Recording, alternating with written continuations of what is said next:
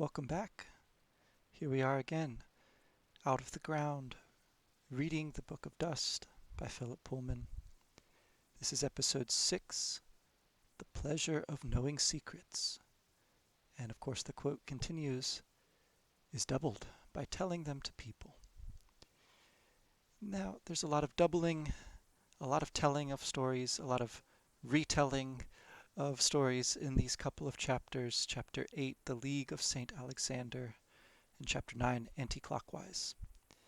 They are a bit dull. To be fair, though, I think they're serving their purpose and helping to build up the story little by little and get us set for the great turn that it's about to take.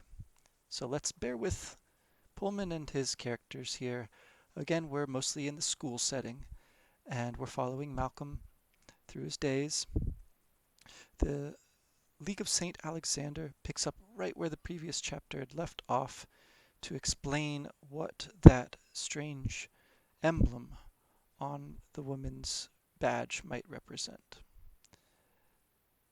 So this is a Monday,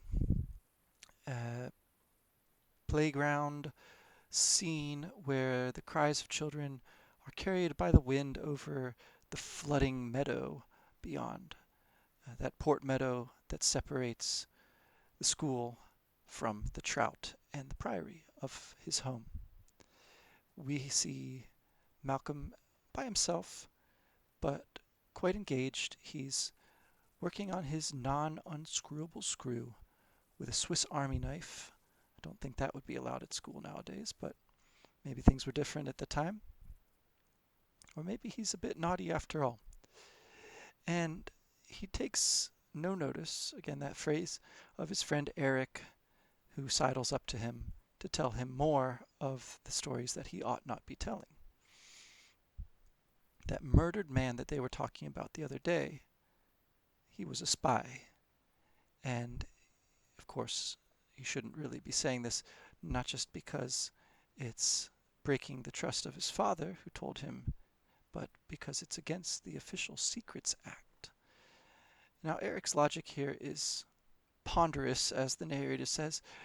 He is a tiresome character, and he's not telling us anything new. The only interesting thing, really, is that Malcolm wants to know why Eric's father thinks the man was a spy, and if that's really what his father said, or if he is exaggerating. So they discuss about how they could possibly there could possibly be spies everywhere, that you can't tell who is and who isn't, and that's the point. So the most obvious person might be someone who seems very suitable, as Eric says, is slip for subtle. And the most well-hidden person might be someone who's very outward with their emotions and attracts a lot of attention, like Miss Davis, the music teacher, slamming the piano. You just can't tell. As for what the spy might have been doing, something to help the Muscovites is Eric's take, because they're the enemy after all. Again, this is a version of the Cold War I think we must be in. To which Malcolm replies, maybe he was on holiday, because everyone needs a holiday after all. The other word that he gets wrong here is conspicuous. He says conspicuous, a kind of portmanteau of that and suspicious.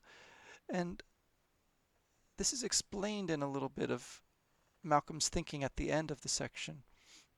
But it might make us also think about some of those other words that have been played with throughout Sauvage and Sausage, or what we're going to see in a minute, the word aura for aurora, and an interesting example.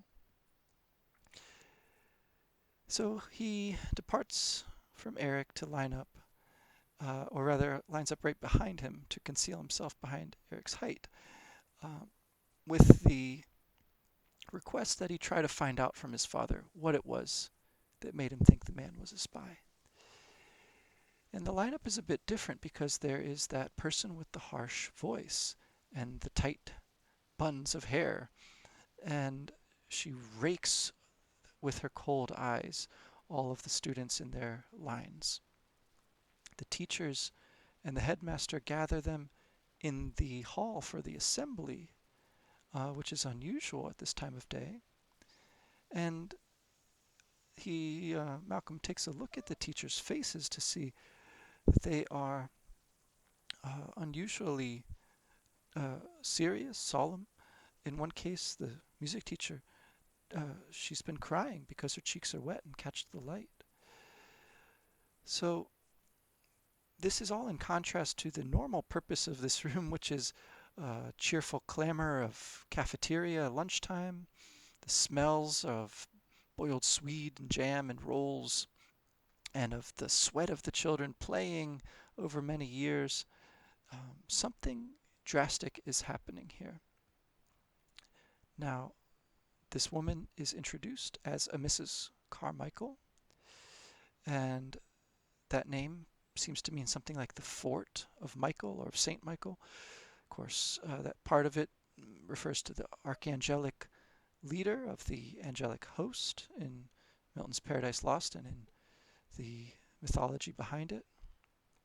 We interestingly get no mention of this woman's demon at any point that I can recall. This is brought into relief because the headmaster's own demon, a crow, of course, is mentioned right after this, taking its place on his shoulder, and his face is thunderous, we're told, whereas hers, she takes no notice again. She ignores or doesn't notice. And so that contrast is very apparent, as is the story that she tells. Her telling of the story takes up most of the chapter, and it is a very weak story indeed. But it fits into a certain genre, and it serves its purpose within the larger narrative. So let's summarize here. She talks about how the Holy Church is made up of many parts, and that the good of the whole is the same as the good of every one.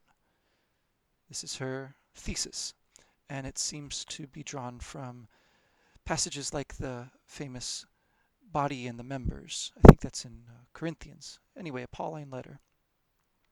And she introduces the League of St. Alexander, which, as far as I can tell, is a totally made-up saint, because although there were North Africans by that name, they don't seem to have had the youthful martyrdom that is described here.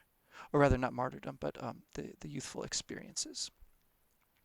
Because, of course, it's precisely not Alexander who's going to be martyred, but his own parents, who he's going to get killed, along with a number of other people.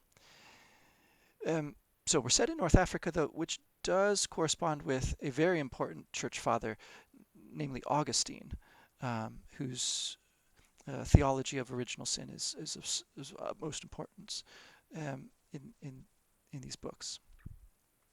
But the story begins with a struggle long ago between pagans who worship evil gods or no god at all, and the upstanding believers who know the truth of the true God. And she gives a compressed version of this truth. She names Jesus Christ. His name appears, I think, for the first time in Pullman's Lyra stories. They are described as being brought this truth of his life, death, and resurrection, and the promise of eternal life by a missionary in the marketplace who was very brave to take his story to the known world, the Mediterranean. And this is set in contrast to a pagan altar that's in the cellar where they make sacrifices and mock the true believers at Alexander's house. So that image of a storyteller in the marketplace is one that Pullman talks about in other places. He does think highly of the Christian story as well, and of the character at the heart of it. And his good man, Jesus and the Scoundrel, Christ, he makes a very sharp and uh, evocative distinction between the core of the story as he takes it and its elaborations by theologians like Augustine and especially like Paul.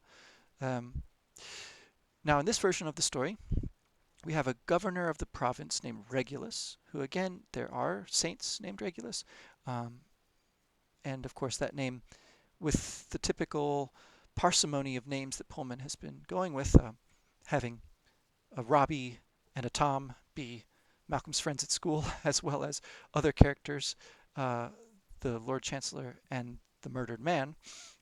This Regulus has the same name as Malcolm's own father, Reg, or some version of it. He orders, this governor orders everyone to convert to Christianity and makes laws forbidding the worship of other gods. But Alexander's parents very wickedly keep to the old wicked ways, and he knows that people like them are pretending to believe but really don't. That idea of pretending, again, it's echoed in uh, Dr. Relf's words to Malcolm. Let's pretend. This is why we're meeting. And there's a great power to pretending, of course. The varieties of religious experience and other psychology of pragmatism by William James talks about how pretending for long enough is essentially entraining oneself and building up in oneself the real thing that one pretends. Um, Now, he, that is Alexander, betrays his own family, who are sheltering others of their faith in their cellar. Um, Bravely, she says, almost like the song about Sir Robin in Monty Python. Uh, Bravely, he went to the authorities and squealed on his parents and summoned them in the middle of the night by shining a lamp from his roof as a signal. Uh, that image of the lamp shining out is very classical in Christianity. It comes from that image of letting your light shine and not putting it under a bushel. Um, but then his parents are put to death in the marketplace. He takes his reward. He becomes a great hunter down of atheists, and the League is set up in his memory with their symbol of this lamp. Now, this was in the days long ago, and of course they all live in a Christian country and a Christian civilization now. But there are still enemies of the church, Miss Carmichael says. Those who claim that there is no God, and to get famous and give speeches and even teach and write books. Now, Pullman is thinking of himself here, of course, and perhaps of the new atheists, so-called, that he does not align himself with, and I think very rightly has some major differences with. But she says those aren't important. They know who they are. What's more important is those who they don't know of, the neighbors, their friends' parents, their own parents, those who deny the truth, who mock, who lie. And if the spirit of St. Alexander lives on, as she believes it does, in all of them, they will be brave enough to tell the authorities. She uses this phrase, it's the most important thing that they can do. This is the same phrase that Malcolm used of his secret meetings with Dr. Elf. So she invites them to join on the spot. They can wear the badge. There's no cost. And this is not exactly a marketplace or an open setting. They're a captive audience for her. But they do have the choice whether to join or not. She's not ordering them to. Perhaps she hasn't got that power. And I think the question is why people join. So in some cases, they're attracted by getting to wear that shiny badge. Malcolm would have been attracted to that if he weren't so put off by the woman herself. He keeps his hand down, but there's excitement all around him on the faces of the others. And his two friends look at him to see what he's doing. One puts his hand down, but the other puts it back up after dithering. And Miss Carmichael knows that God is very happy to see all these little Alexanders following his holy purpose, a really important phrase later in the series. So she has the whole paraphernalia of the forms, the badges, the booklet with the rules of the order and the story that she's just told. and importantly, the address where they can send letters with information. So she closes with a prayer and produces a trinity of her own, praying for sight to perceive, courage to denounce, and the strength to bear witness. So sight, courage, and strength. An interesting trinity to map onto the earlier one of ingenuity, courage, and luck from Oakley Street. When she finishes, the eyes of Mrs. Carmichael appear to be fixed on Malcolm, but nothing more comes of this, and the headmaster is simply very weary as he dismisses the classes back to their lessons. I think that maps neatly onto the description of Pullman's owl demon that we read about last time. There is a weariness in Pullman's narration here in his circling around of these problems, and I think it's a well-earned weariness after many years of teaching in such settings. Again, for him, for his characters, it seems that true education does not take place under compulsion, under fear, or under greed of this kind, a kind of heady greed and excitement. And so the next chapter develops this further. The title Anticlockwise is an interesting one because it's playing out this idea that we saw with the acorn and the backwards screws and Malcolm's idea for a screw that can't be unscrewed. These ideas are all going to be brought together here in a rather interesting way, and it's a kind of commentary on the having of ideas and the acting on them that, again, seems quite important to the purposes, wholly and otherwise, of this series. So, Anticlockwise. It's a Saturday. I think this would be the third, unless we've missed one. And Malcolm has a lot to tell. He can report about them thinking that this was a spy, about the woman who came to his school, and about how many kids signed up. How the next day the headmaster did not allow them to wear the badges after all, made them take them off, said the form had no legal status or standing or force, that it meant nothing. And though the kids argued with him and threatened him, he punished them. Now, he was gone after that, so some force did apply after all, at least in his case. And his assistant headmaster, Hawkins, came to be in charge. So again, that name echoing Stephen Hawking, perhaps, ironically, because he is shutting down the freedom of expression.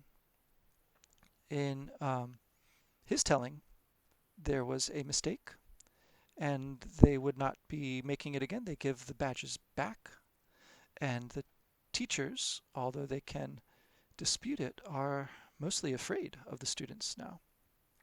Particularly the math teacher is not, though. He calls St. Alexandria a disgusting, rotten sneak who got his parents killed. And after that, some students lost, conveniently, their badges. So the teachers do still have a say if they have the courage to speak up.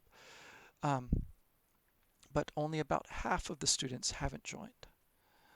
I don't know how persuasive this is, but it is a theme that Pullman is interested in, this idea of swaying public opinion through artificial or heavy-handed means. It's one that appears in a kind of satire that he writes early in his career called How to Be Cool. It's a story for kids, and it's a school story. I think that the genre itself is a bit weak, and the story is not especially interesting or strong as an example of it. But there is something to the mutual influence of Pullman on J.K. Rowling and vice versa, Uh, Perhaps articles and essays and scholarship has been done about that. I'm not sure. Um, but there's certainly some pieces of that story, How to Be Cool, that have some resonance with Pullman's more mature work and his more original work. So I'll come back to that at the end today as one of our additional readings. Um, at any rate, main thing that Malcolm took away is that he didn't like this woman, and it's said that people don't learn from people that they don't like. Um, so he has talked about the uh, the problem here. They talk about this problem here that arises of Malcolm noticing that what he's doing, telling Dr. Ralph about all this, is very like what Mrs. Carmichael has got all of the students doing, spying on their friends and parents. And so, what's the difference? Well, uh, she says that she also has to report to the people above her, and so she's in the same boat as him. And for her, it's a question of whether she believes in those people, whether she thinks they are good and believes in what they do, um, and in the way in which they've arrayed themselves against people like Mrs. Carmichael and against the CCD, people who kill and leave bodies in the canal, as she says. She thinks that this idea of the League of St. Alexandria is a loathsome one, and again, this question arises of how they're getting away with this. They don't have to take the forms home to have the parents look at them because, after all, Alexander's parents wouldn't have signed off on such a form. Um, as for why Mrs. Carmichael went to the Priory the night before to see Lyra, well, she's too young to join anything, Malcolm says here and again later. And so this question arises again of who is it that's after Lyra and for what purpose? What are they trying to do to her? But the scene breaks off at this point as they get into a discussion of the strange story of the quantum. I really would have liked to see what they had to say about that, especially the religious language that appears. There's some really good stuff in there about human responsibility and the weight of learning about the natural world, how we use that, how we are responsible to one another. Now, she picks up in the next scene Hannah Ralph visiting the library again to deliver her list of new left luggage boxes. She finds out that they've already found a new insulator for her because things are hotting up. So while the rain is picking up outside, the political machinations are picking up as well. She asks if his children have been approached by this woman, and although he doesn't know who's behind it either, it does sound like what's happened at Malcolm School is happening elsewhere. So this problem of spying, this problem of Malcolm's conscience, it is raised but not really developed any further here. Just the contrast between herself and Malcolm in that she has no one to advise her, whereas she has to, again, take care of him. This is reiterated here. She writes out her report and includes it in the acorn to be dropped in the Botanic Garden outside of one of the hothouses. These are going to be figuring importantly in later books. And her own work with the alethiometer, again, we don't get a very clear picture of that. It's just mentioned that this is one of the things that's on her mind, the problem that she has fallen behind in her work and might be out of sympathy, which is an interesting turn of phrase here for this inanimate object. But after all, it is a kind of living thing, and she hasn't been giving it the attention it deserves, or the kind of attention perhaps. She's worried that her privilege of using it will be withdrawn. Her time with it will be taken away if she doesn't catch up. This monthly meeting that she's going to have with the other readers never takes place, or at least we never see it or hear more about it. So again, a thread of the story that's simply not developed further. Malcolm School continues under Hawkins. Willis doesn't come back. There is a dynamic emerging of a kind of giddy sense of power among the students who got rid of their authority figure. The teachers are not safe. There's a kind of swagger. Even the scripture teacher has to back up and eat his words after he talks about the parting of the Red Sea as having a natural cause. He says, no, that was an example of a wicked lie, and the Bible was right. The whole deep sea was held back. This kind of language echoes something that Pullman himself talks about. I think it's in one of the interviews with the Unbelievable podcast, where when he was a student taking notes in his religious education class, the teacher said something like that, and it shocked him because he was very pious and was being raised by his grandfather, the preacher, after all. But this idea of the errancy or inerrancy of the Bible is really, I think, low-hanging fruit and a bit superficial as far as what is true about that story. So it doesn't do him great credit to write it into the story here in this offhand way. But anyway, you'd have to look at the Bible stories, the book of Exodus, the translation issues with the Red Sea versus the Sea of Reeds, and particularly one of the first songs or psalms that is sung shortly after that. The crossing of the water, of course, has incredible significance thematically, symbolically, and the flood that's going to form the key narrative for most of this book is a kind of prototype of it as well. Then we get a few other descriptions of how school has changed since Mrs. Carmichael's impact. The teachers tell fewer stories. The classes are duller. It's like the teachers are being examined by an inspector at all times, and not the pupils whose learning is important anymore. And this again goes to Pullman's critiques of real-world changes in schools and what he saw over his time as a teacher, where he was allowed to and encouraged to tell stories because of its powerful effect on his students. He doesn't think he would be allowed to do that anymore. Now, while he is pressured to join, he's able to shrug it off so far, Malcolm, that is. And for some of the students who did try to say that their parents didn't allow them to join, they had to take badges when they became frightened that their addresses would be passed on. So one of the teachers who does hold out, though, is the woodworking teacher, Mr. Croker. He is approached to think about this problem of the unscrewable screws. But what he wants to ask about first is why Malcolm hasn't joined. And again, the reason that he gives is that he didn't like that woman. He wants to know if the headmaster will come back, but they don't know. And as far as this idea, he's not the first to it. Someone beat him to it, and there are some screws that work this way that have a trick to them of a steel rod that can be inserted, that's threaded such that it is able to pull the screw out. There's some forwards, backwards, clockwise, anti-clockwise thing going on here. But again, this idea of a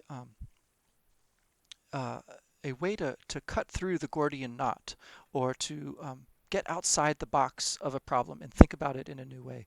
This is all shot through the books that Malcolm is reading, the clever ways that the detective stories play out, the ways that the physics of the 20th century plays out, and theories of the atom and of relativity. These are kind of macrocosms of this microcosm of the screw that can't be unscrewed. But of course, it can if you know the trick. This acorn that can't be opened until you know to screw it the other way. That's when you can get the core message. And the core message here really seems to be an interpersonal one. The screws are kind of an afterthought. Again, what Mr. Croker is worried about is the state of education and the good of the teachers and students, and that's not being served by these events. So he uh, gives Malcolm those tools.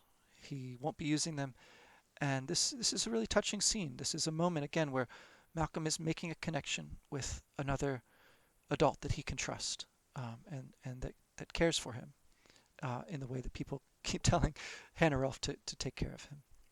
Um, and Mr. Croker cuts it off by saying "bugger off," and of course, by the end of the week, he has gone, he's vanished, and so has Miss Davis, the music teacher. Um, so there's a problem that arises here of replacing all these teachers that have been removed by the power of the students, and so the assistant head, the acting head, has to address them in an assembly again. We see him choosing words with care, asking them in so many words to stop this turnover so that they can settle down to their normal pattern. So this is his plea. It's transparent to Malcolm at least, but he can't make it directly. These factions of students, the more zealous ones and those who want to just consolidate their power and take their time. The more patient ones, it seems, have won the day. Again, we saw this confidence, this patience among the CCD men in the bar before.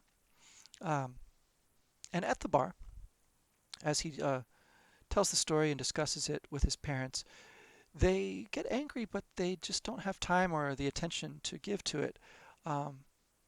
Similar things are happening at other schools like West Oxford Elementary. People in the bar are asking Malcolm who they are and what they want and who they report to.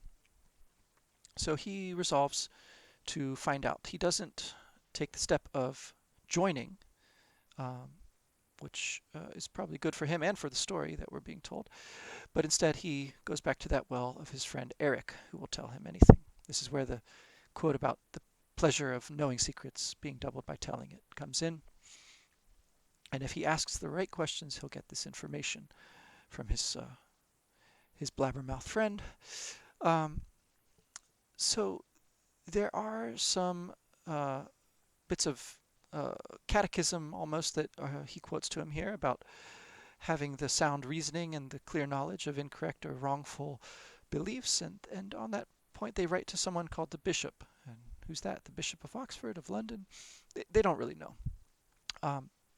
But anyone could write to it. He could report his teacher for giving him detention. But, of course, again, with ironclad logic, Eric says, no, it has to be about atheism. There's some imagery here about the way that Malcolm is learning to ask questions, that it's like fishing. It's like that activity that we saw described in the reading of the alethiometer, in a way, of hunting that they talked about at Uppsala. You had to be suitable, which is a fun malapropism here.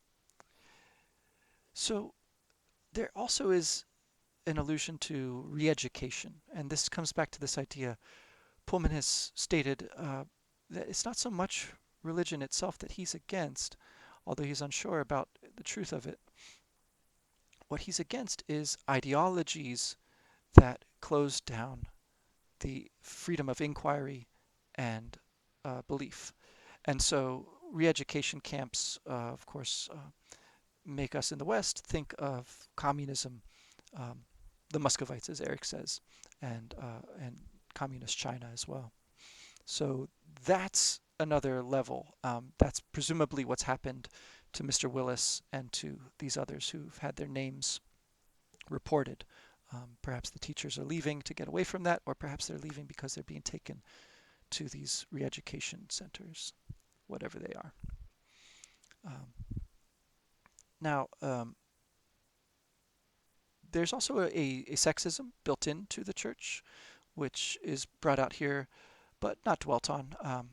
Carmichael herself cannot be the bishop. She can't be the boss. She can only be a deacon. After all, she's a woman.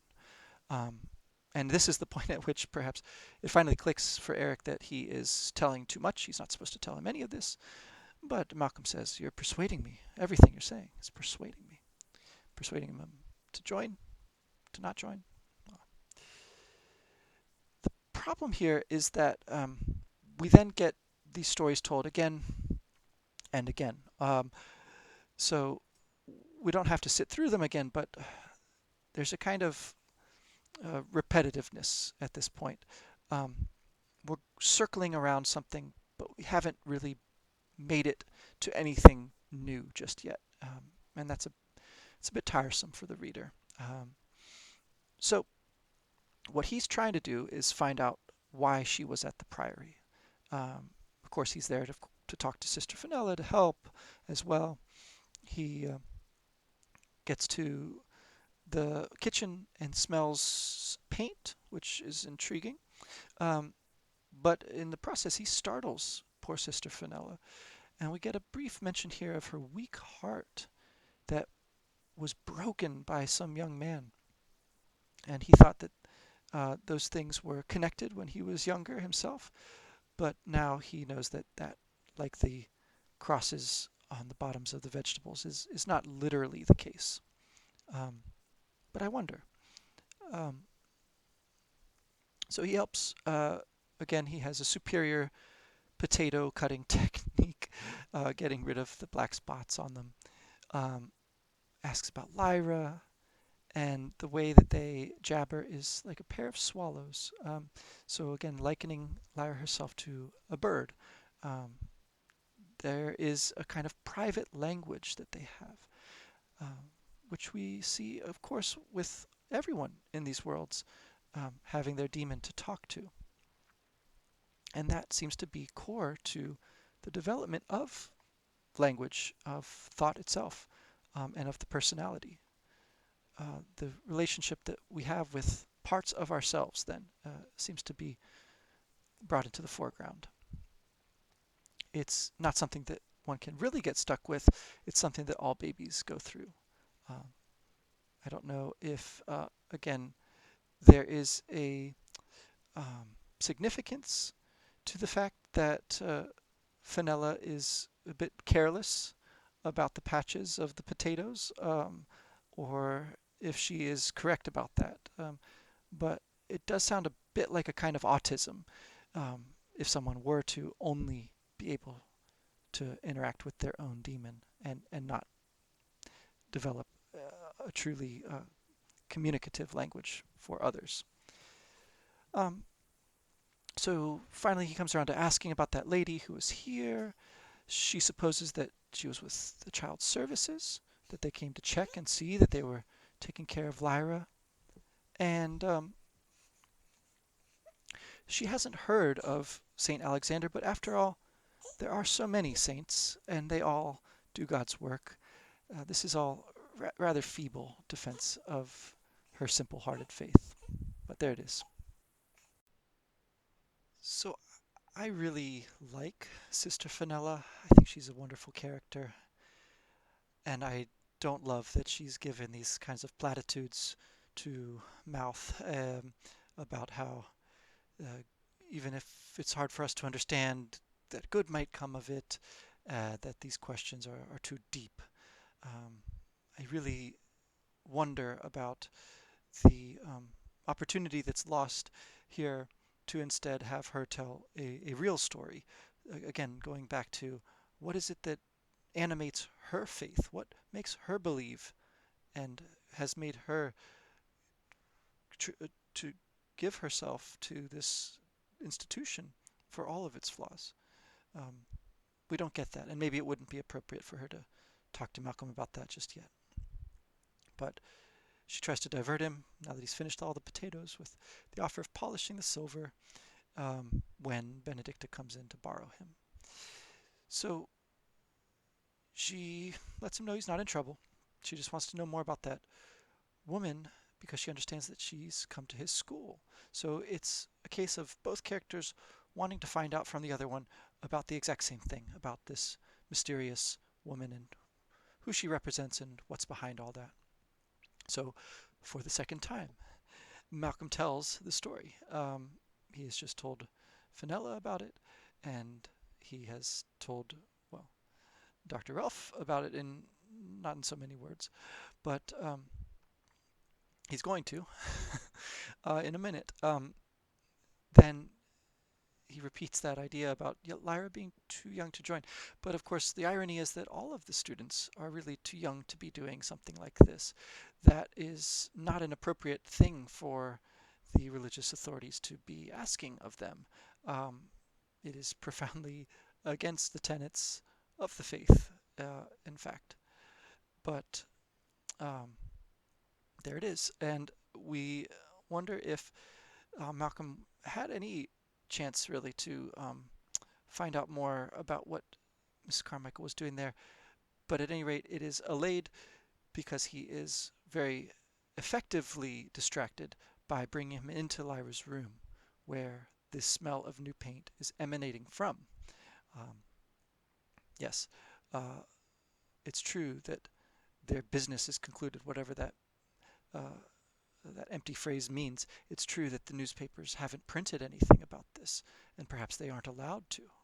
But but after all, um, we have Lyra to be concerned with, and she's asleep. But there's this miraculous change. So again, a religious phrase that maybe has been stripped of its power, but maybe we could recover it in the right circumstances here.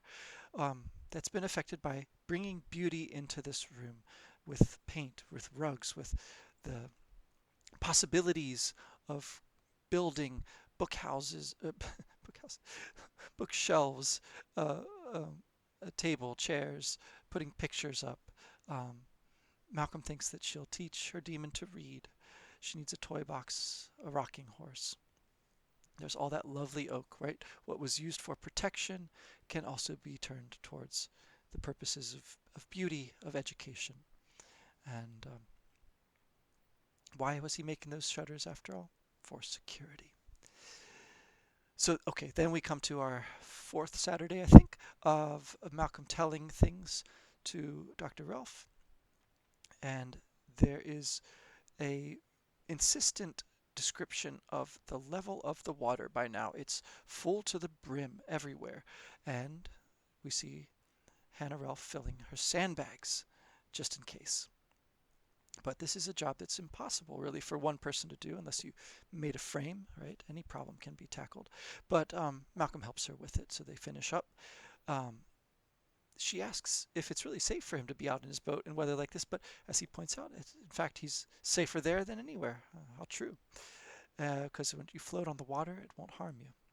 Again, we can hear echoes of Noah already. Um, there's the idea of having the right tools again. She doesn't have a sailmaker's needle. Of course she doesn't, but she would need one to really do a proper job. But that's all right. They get out of the rain. They have their mugs of chocolate, and he's well rehearsed indeed by the time he tells the story again, and talks about his idea to join the league to find out more, but she says no, it's really better that he doesn't. They might not let him out again. After all, they take up a lot of people's time in those meetings, and it's really all in very bad faith because the person behind all this, what a parent, Mrs. Coulter, Lyra's mother. Again, actually quite an interesting character. If we have read, as surely we have at this point, if we're still listening, his Dark Materials, but they don't know that just yet. So, what is it that they were doing there? Well, perhaps bringing back information for Mrs. Coulter, who is in charge of this whole league idea, and maybe they want her for some other reason. We still don't know quite what's up with that. Presumably it is related to the witch's prophecy, but again, that is a bit of Oakley Street knowledge that Hannah Ralph does not seem privy to. We haven't seen any CCD men around, so that thread again is dormant, if not entirely abandoned at this point. Not since George Boatwright himself made his escape.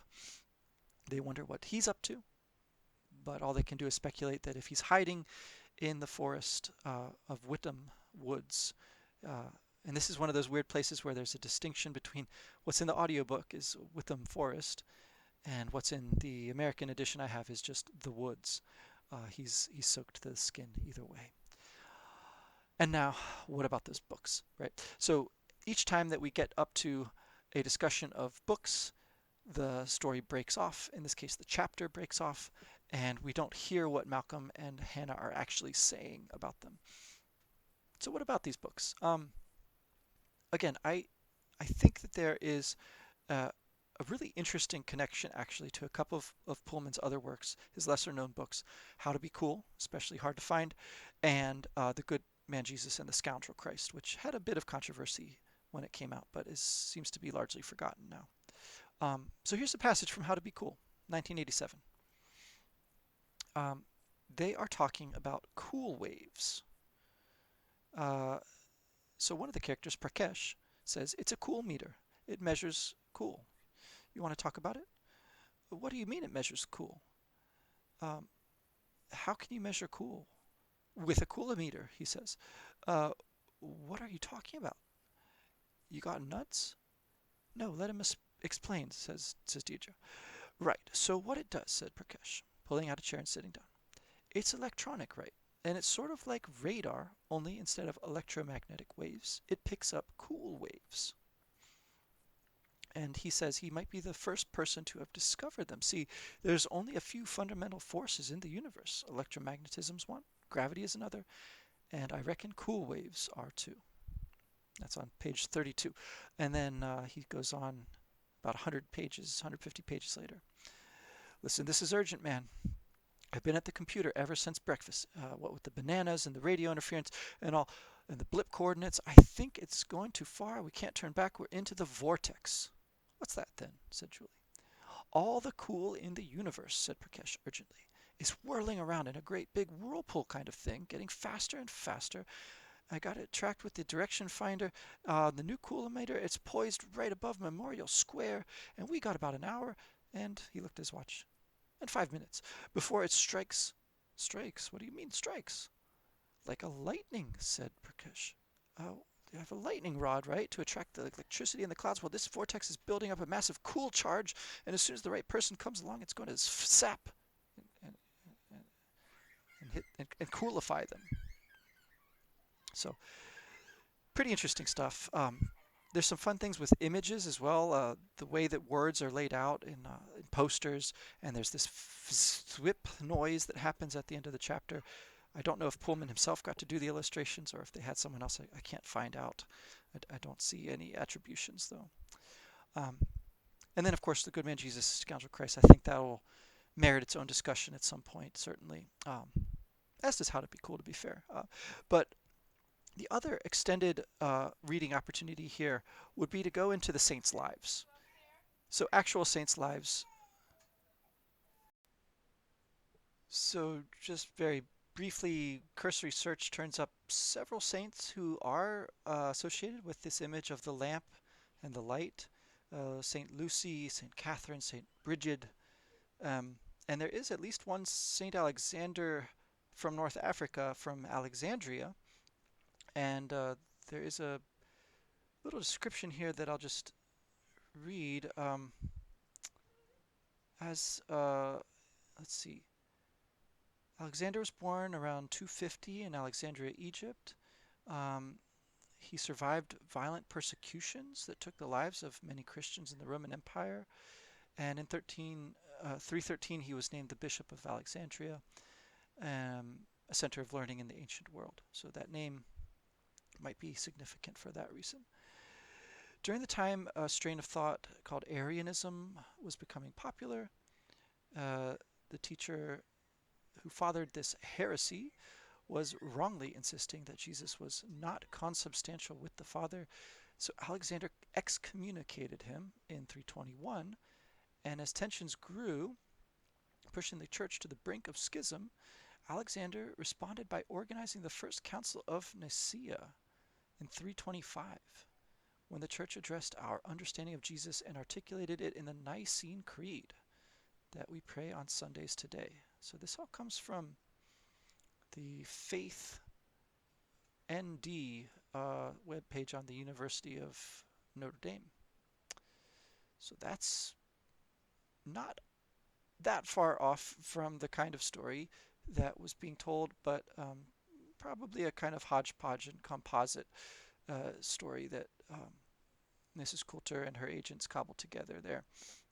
Of course, we've already seen the candle as an image used as tradecraft from Hannah Relf to reach George Papadimitriou. And it has also been associated with Mrs. Coulter as that flame of motherhood. So it's interesting to see that image, which is so evocative, being turned and turned about in so many different ways. That is where we will leave it for now. Moving on to what I think are some more interesting and a bit richer chapters. But doing our best to glean from this and connect this in with other material that should be of great significance, actually. The Bible itself, not least. Thanks for listening, and we'll be back again soon. Till then, take care.